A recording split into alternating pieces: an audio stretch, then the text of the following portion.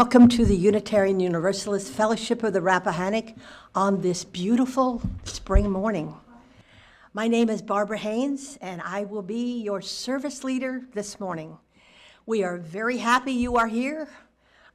We were hoping we'd have some people come in because we have a lot of our members at the retreat. So we're really thankful that we've got an audience. You're welcome to this special place where we honor and appreciate whomever you love, whatever your beliefs, and wherever you happen to be in your spiritual journey. We welcome you here at UUFR Fellowship as we consider your presence a gift. We also welcome those who are taking part in our service via Zoom. You are an important part of our congregation, and I'm very glad that you are with us. There are some announcements in your bulletin and telling about some of the activities coming up. Hope you will join some of them. And I'll ask you to, if you haven't already done so, please silence your cell phone. Okay. I don't have any little people around here, so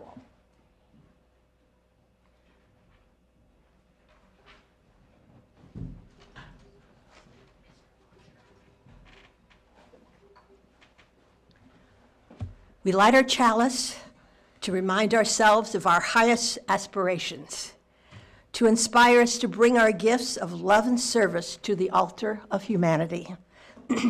We know that once again we are not isolated beings, but connected in mystery and miracle to the universe and to each other.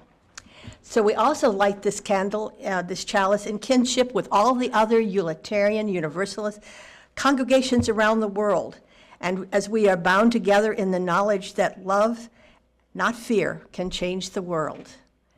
I belong to a Zoom group that talks with some of our fellow UUR members in Wormsley, England, so we get a sort of an input of what's going on in England. So I think about them as I'm lighting this chalice, because they're lighting their chalice too today. Maybe a little different hour though. The topic today, mindlessness, is an interesting one and should provide some important insights and brings about quite a bit of discussion. We discuss a lot here. The opposite of mindless, of course, is mindfulness.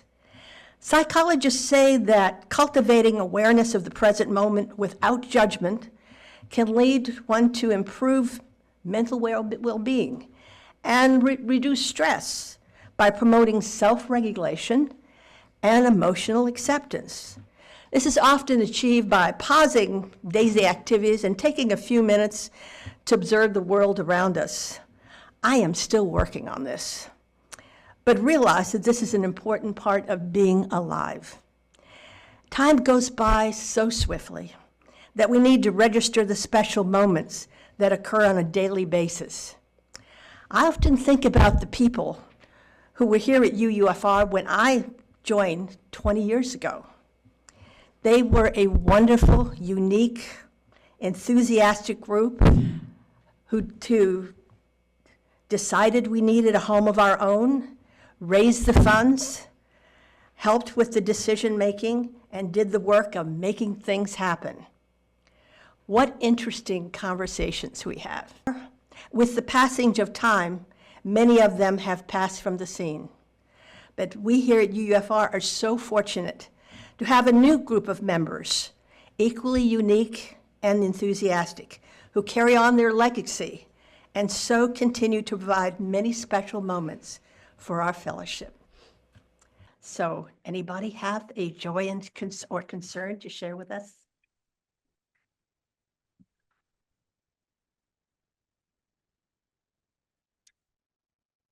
Well, my joy is this place, and a lot of those of you who know me know that Tom and I share, have homes in Richmond and here, and so that we're back and forth, and with doctors off, appointments and that sort of thing, our schedule is kind of irregular. So I was really happy, given that I couldn't go to the march in Richmond, to be able to go to the march in Kilmarnock. And it was so exciting to see the turnout. It was really heartening to see so many people protesting. So thanks, everybody. And also the Kaylee was really fun.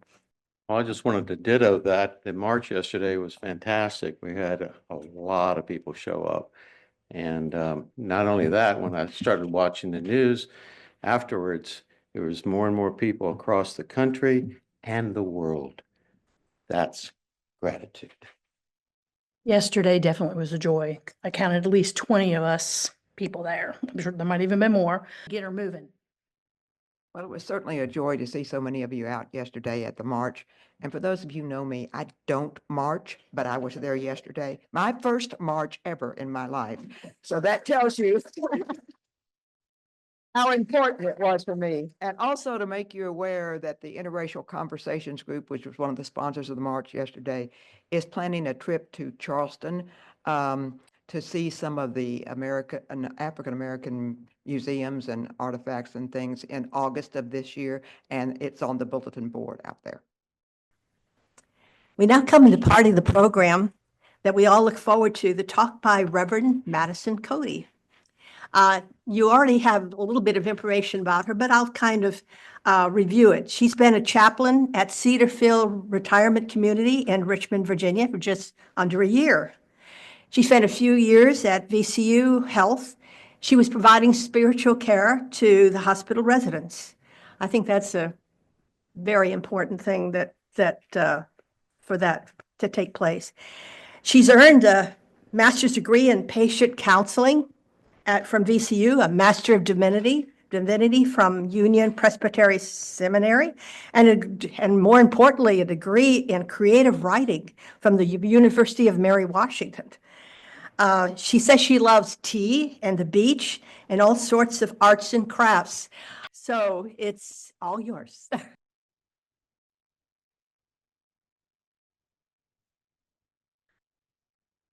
Thank you again for having me here. I have had the joy of being here once before, and it was an absolute blessing. And it's such a joy to be welcomed back.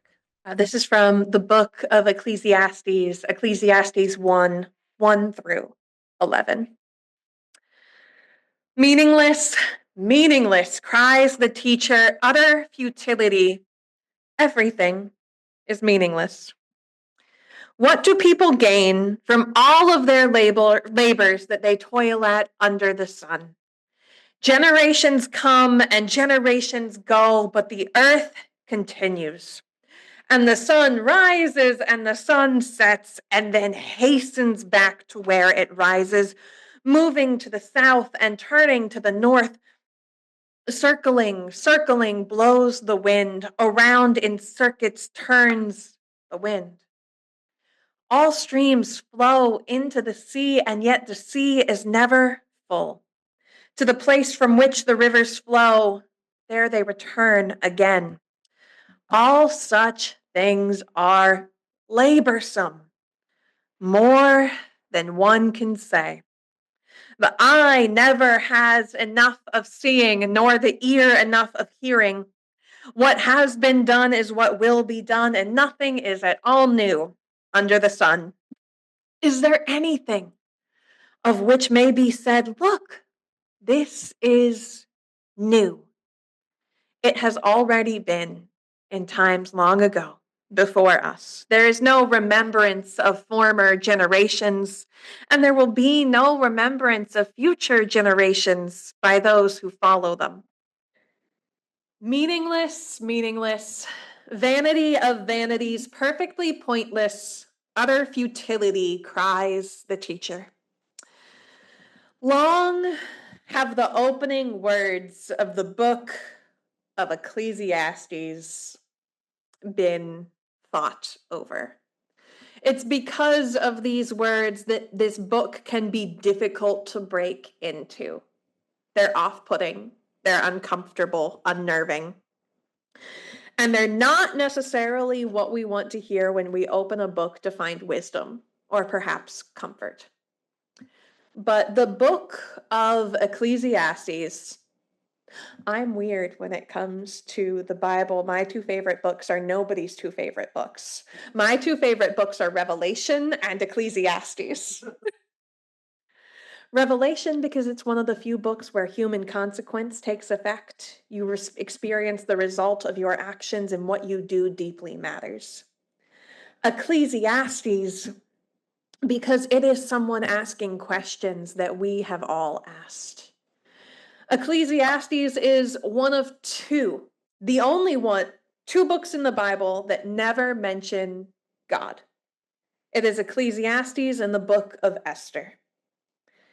And this book doesn't mention God, but it poses questions that I have heard so many people ask. It poses questions that people hold in their hearts for so long. I have asked these questions. I wrestle with the questions that Kohelet, the writer of Ecclesiastes, the teacher of King David himself, asked. This book is his struggle, a record of his wrestling with his place in the world, with the point of life. I find it to be an extremely relatable one. At some point or another in our lives, I think we all ask why we're here.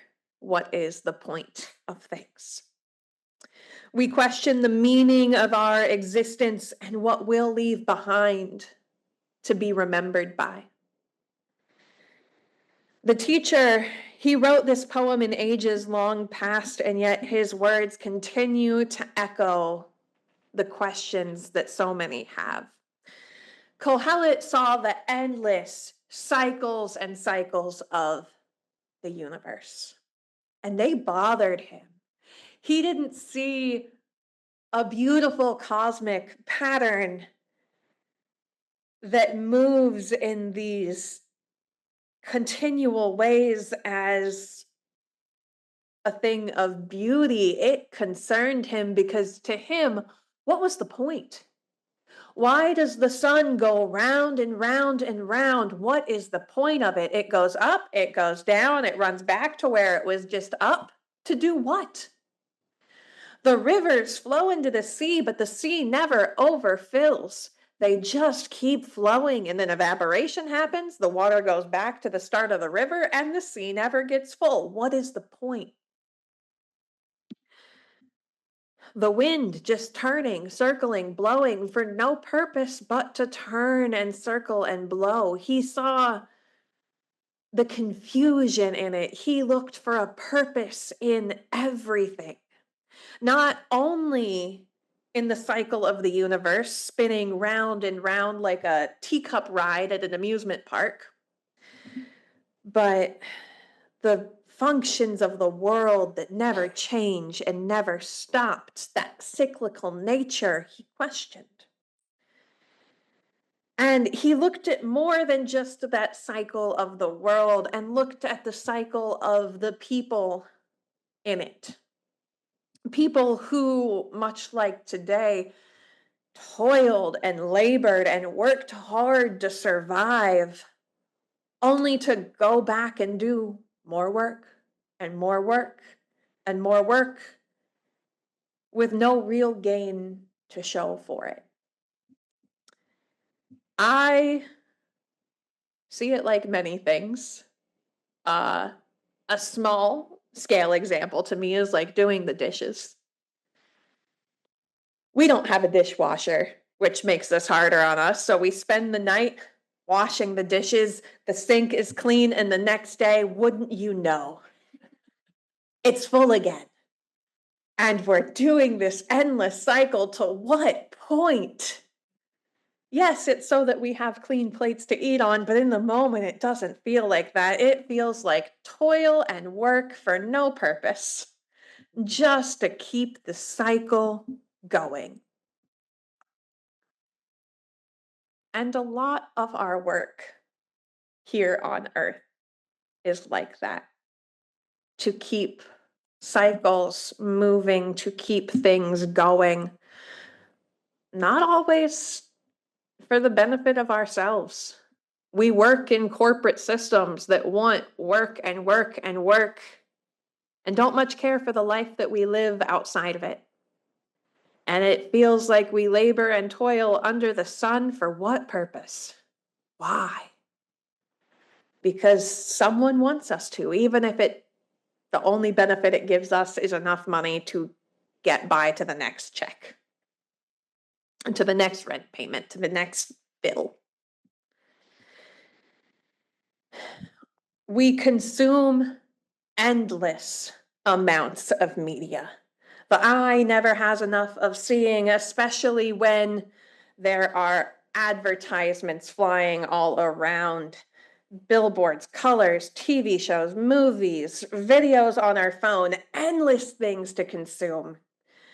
Our ears never have enough of hearing music, radio, people playing videos on their phone out loud in public, things we might not want to hear, but just endless sound flooding our ears. There's an outpour of media and stimulation in this world that we have never seen before. And we just take it all in, and we take it all in, but it has so little value in the end. Sometimes I wish I could say that I didn't, deep in my heart, understand the struggle of Kohelet, understand his deep, almost anger when he says everything. It's often translated as vain, vanity, or meaningless, but I think a better word would be futile. That there is a futility to what we do. He says that generations come and generations go, and they don't remember what has been done. And oh boy, does it feel like that sometimes. Open up a history book, look around the country, and things resonate in a way I wish they didn't. There is a point where sometimes it feels like you say, what's the point? What's it matter? When progress has been made, steps have been taken to make the world a more loving place, a place full of justice, and then it turns around just like that, and it's gone. More and more, I see my friends get disheartened. I have a resident who just moved into Cedarfield. She wants to do so much. She wants to enjoy the place she's just moved into. She wants to garden and bring some of our dead areas to life. And she came up to me complaining because she says, I just moved in and I haven't been able to enjoy it one bit because I'm out protesting every day. Wouldn't you know? What's the point of it all?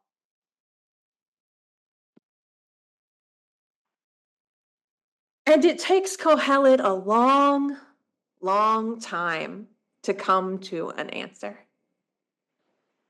Because he doesn't just say, well, I'm sure that there is a plan in this somewhere.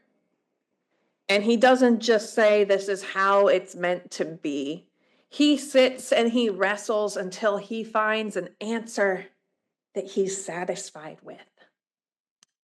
And to him, it's, well, I can't figure out why anything matters. And yet, clearly things deeply matter in this world. So perhaps the answer is that we make our own meaning. Perhaps the answer is that things matter because we say that they do.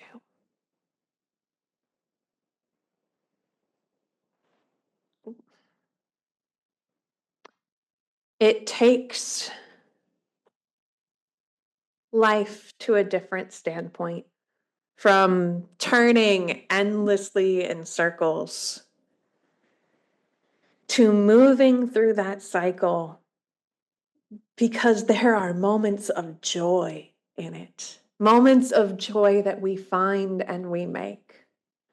There are moments that we give meaning that have a profound impact of hope upon the seeming futility of what we do. Look at the marches yesterday.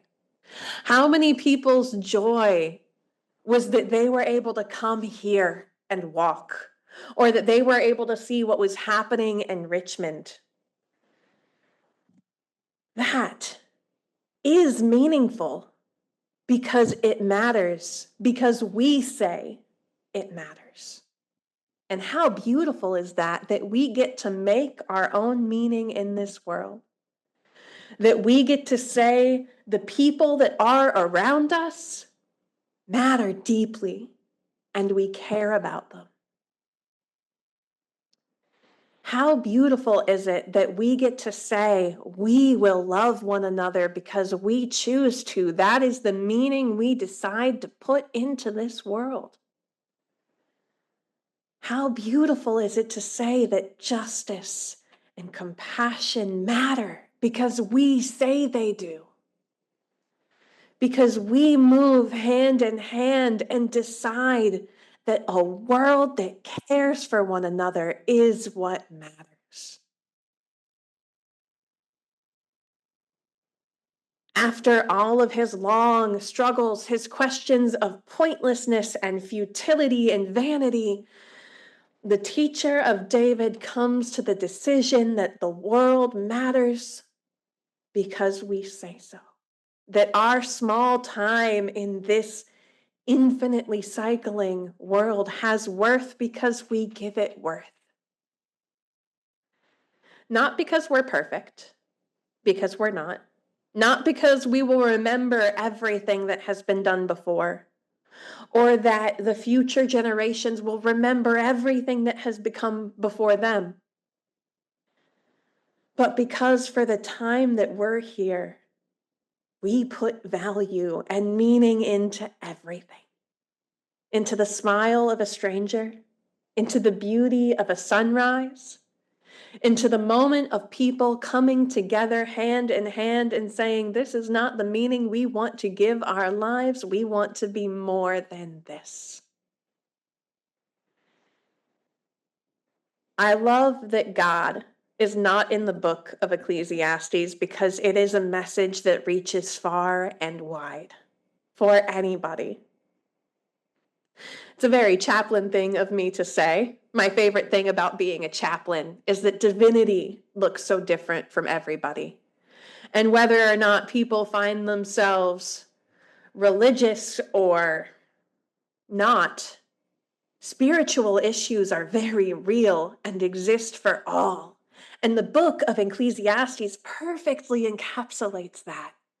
It asks a question that's in every heart, whether that heart believes in God or a force of love that rolls through everything, or in Allah or in no God at all. It asks a question that we all ponder, that we all crave an answer to, and it gives an answer that we can all hold on to, that things matter because we say so. And the love that we put into the world changes it.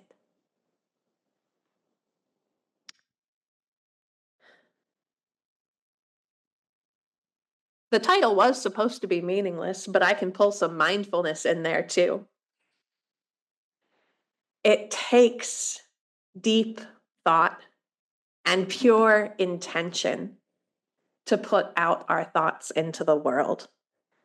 If we take time to truly consider what we think, what we believe, and not just go along mindlessly with the crowd, swept along in these cycles, sitting on the teacup ride, just staring up in the sky, when you can grab that wheel and turn it in whichever direction you want.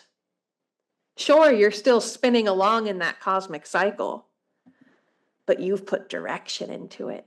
You've put meaning and intentionality into it. And being mindful with the values that we put into the world is how we shape it into the world that we want to see. And the beauty of the passage we've read is that we can do that. We can shape it however we want into this loving world where all people matter because we say they do. Thank you very much, my friends. What a beautiful talk. Thank you so much. And you really got my wheels turning while you were speaking. It reminded me of the conversation I had with my daughter who's in her 50s when she was small and was questioning Santa Claus and asked us about Santa Claus. And we said, well, it's a story about love that we make up. This is a story that we tell one another because it's about loving and giving and caring. And that was fine for her. And I'm thinking about people who come to this church where that's fine for most of us, but how labeling something as God or Yahweh or Allah is like saying meaning. It's like saying, here's our connection to the universe, and we will give it meaning by this word, Yahweh, God, Allah, whatever. Yes. The biggest way I made one of my seminary professors angry. It was for New Testament, and it was about the passage in the Bible of all who look for God the Father shall come through me to do it, and how we took that in light of other religions. My answer was, yeah, if you're looking for God the Father. If you're looking for Allah, you go somewhere else. Or Adonai, here's this route. Or if you're looking for something else entirely, find your own way. Because there is a spirit of love in this world. And whatever name we put on it, it connects us all in some way or another. And it's just all under a different name. Thank you, Madison. That was wonderful. I don't know if you've ever read this book, but you being a book lover, my friend Ruth over here at the far end gave me this book to read when I asked about justice. So this is called The Serviceberry. And it's by the same woman who wrote Braiding Sweetgrass. And I'm listening to that now, and it is an amazing book. And talk about choices, talk about meaning, talk about making a meaningful life. Man, this is it. I really enjoyed it, but thank you for what you've been saying. Absolutely. So I'm thinking about the movement of the cosmos that you're talking about and the cycles of our lives, the cycles of nature. And I'm reminded that movement is life and stillness is death. And as long as we have movement in our bodies and our hearts beating and the air coming in and out and the intentionality, the movement in our minds of what do we want to do next? What do we want to see next? What do we want to hear? What do we want to put out there? We're alive and we're vibrant and we're bringing that piece of divinity into this plane as us. Absolutely. And so this moment, which is the only moment that we have, we can think about the past and what's happened in the past. We can think about the future and what might happen in the future. But in this moment is where our power is. And Viktor Frankl talked about man's search for meaning. And even people who live in the camps, and they're in the worst possible condition that a human being can be in that we know of, they're still searching for meaning. They're still creating their own meaning by the way they treat each other. And so we always have that power, and that as long as we recognize that mindfulness and intentionality and what we bring to this moment is our power and it is our life, then that's the meaning we're making, right? Absolutely. Extinguish the chalice with the hope that it will glow gently in our hearts. May it guide your way until we meet again. We extinguish this flame, but we keep its light in our hearts with its message of love and justice, taking it from this place to the world we live in until we are together again. This is a closing that I've learned from my Hebrew teacher in seminary. My friends, may the peace of love, of the force that rolls through all things and people, be with you otpam de otpam, again and again and again on the way. May you be blessed. May you be right here, right now, the blessing that you are forever called into becoming. And may light, may love's own precious light guide you and me and uncountable others out of every darkness, all the way home.